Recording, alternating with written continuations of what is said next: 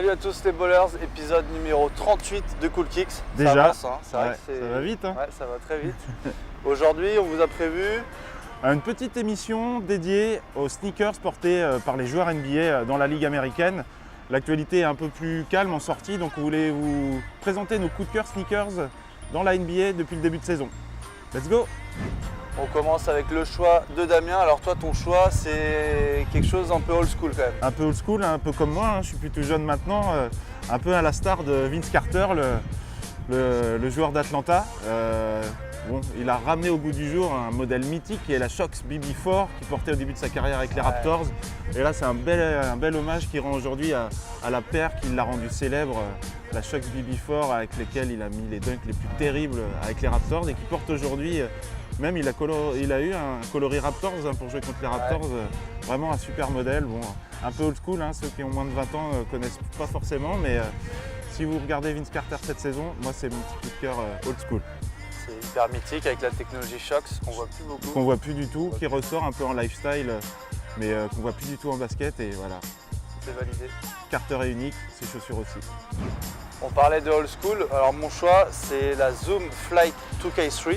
On va commencer avec ça. À l'ancienne aussi. C'est très à l'ancienne. Alors moi c'est un modèle en fait que j'ai découvert au pied de Jason Kidd, de Tony Parker, voire même aussi de LeBron qui les a portés lors de la Summer League avec les Cavs il y a quand même quelques en années. 2003. Hein. Voilà. Et 2003, alors c'est pareil, c'était une paire que je retrouvais sur le jeu NBA Live. Et c'était la paire que je mettais tout le temps à mes joueurs que je créais. Ah ouais. Et je sais pas, c'est une paire qui m'a marqué et PJ Tucker l'a reportée il y a pas longtemps. Ah, elle avait un look futuriste en plus. Ouais, avec Tucker, il aime bien remettre de vieux modèles au goût du jour. Donc voilà, quand j'ai vu ça, je me suis dit bon bah faut que je vous la présente parce que c'est un modèle que je pense peu de personnes ont trop vu dernièrement parce que forcément c'était à l'ancienne. Et c'est la force de PJ Tucker, c'est de ramener au goût du jour d'anciens modèles auxquels on pense plus quoi. Et ça fait plaisir. Moi j'ai un autre modèle que j'adore vraiment, c'est vraiment ce que porte DeMar DeRozan en ce moment. On sait que lui c'est un peu l'emblème de Kobe maintenant en NBA, c'est lui qui a le jeu qui ressemble le plus à celui de Kobe et il porte que des Kobe.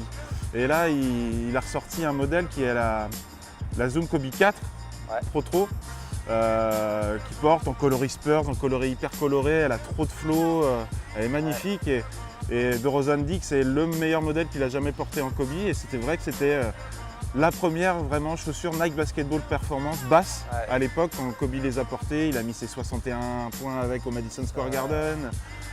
Moi je l'ai eu quand je jouais encore, j'étais trop bien dedans et tout le monde me disait mais une basse, mais n'importe quoi, tu vas te casser les chevilles. Et en fait c'était terrible, donc la Zoom Kobe 4, un gros coup de cœur pour moi aussi. Hein. Paire qui a révolutionné tout le game justement sneakers dans le basket. C'est ça, et toutes les marques s'y sont mis après à la basse, les joueurs se sont rendus compte qu'ils étaient bien mieux en jouant avec des chaussures basses pour être plus libres de leurs mouvements et la Kobe 4 a vraiment tout lancé dans le domaine de la chaussure à tige basse. Quoi.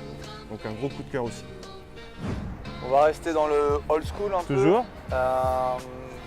Coup de cœur, c'est encore un PJ Tucker des grands soirs qui nous a ressorti un modèle de KD2, la Cream Cycle.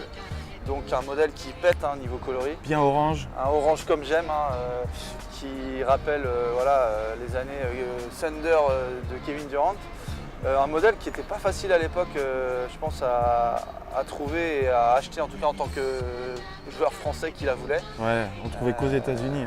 Ouais, et puis c'était le début de la ligne KD. Je pense que maintenant c'est devenu un classique. À l'époque c'était le début, c'était compliqué. Exactement.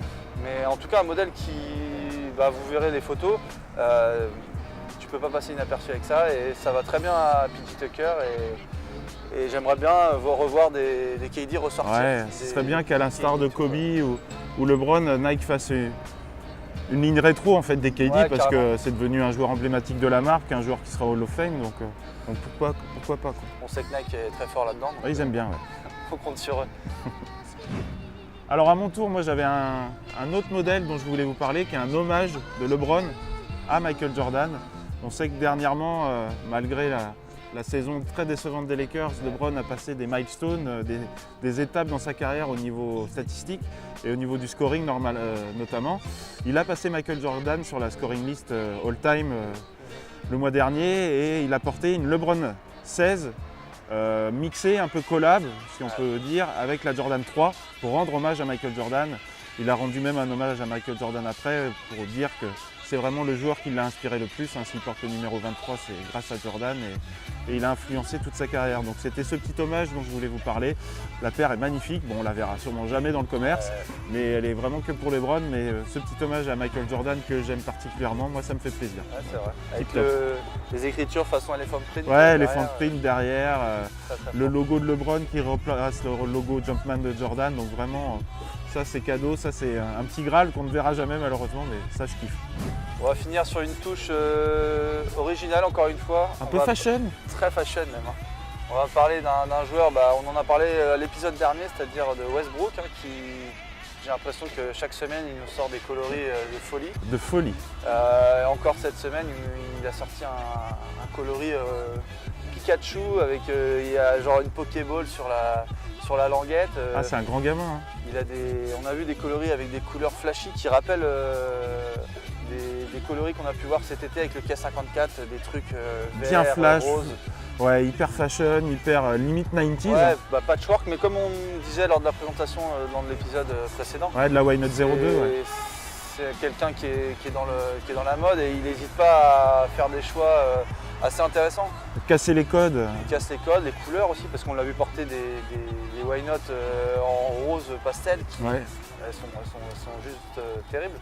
Alors après, on aime ou on n'aime pas. T'aimes ou t'aimes pas, mais il y a un choix de sa part qui est pris et ça fait plaisir de voir ça en NBA, surtout depuis aussi la nouvelle règle. Voilà, exactement. Où la NBA laisse plus de liberté et ça fait plaisir de voir qu'il y a un joueur comme ça qui s'éclate à faire ça parce que je pense que c'est comme why not quoi. Pourquoi pas. Comme on disait, et voilà, il utilise bien le truc. Ah ouais, dès qu'on lui donne une règle, lui il aime bien casser les codes et on kiffe vraiment ce qu'il fait sur le terrain et puis au niveau de ses sneakers aussi. Cool Kicks numéro 38, c'est terminé pour aujourd'hui. Le mois prochain, on a un nouveau modèle qui arrive. Oui, la KD12, alors gros événement, KD12, 12e déjà version de la ligne de KD qui va complètement changer des modèles précédents. Donc on vous réserve ça pour les jours, les semaines à venir dans Cool Kicks numéro 39. Ouais. Et puis n'hésitez pas à la suite du Cool Kicks, à la suite de la diffusion, de nous donner vos paires que vous avez préférées cette saison sur les parquets NBA. Peut-être nous parler un peu des customs aussi, c'est sympa tout ce qui se passe au niveau des customs. Donc n'hésitez pas à commenter et puis on fera peut-être un petit truc 3 de ce que vous avez préféré pour un Cool Kicks à venir. Carrément. Merci les ballers, à plus. Ciao.